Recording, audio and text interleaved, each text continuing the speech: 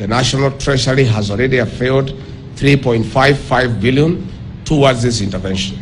Under this program, the government, through the National Cereals and Produce Board, will make available 1.4 million bags of 50 kg of fertilizer to farmers during the ongoing short rains season at the prices as stipulated here below. The new cost of DAP will be 3,500 from nearly 7,000. The price of CAN will be 2,875.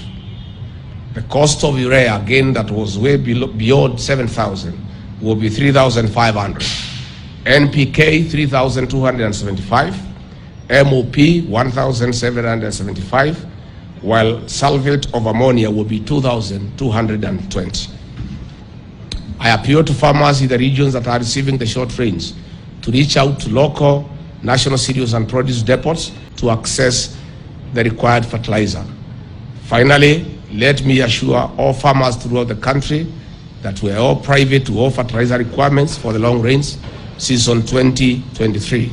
The government has commenced consultations with key actors and stakeholders to ensure quality, affordable, and accessible fertilizer that will be available to all farmers across our great nation.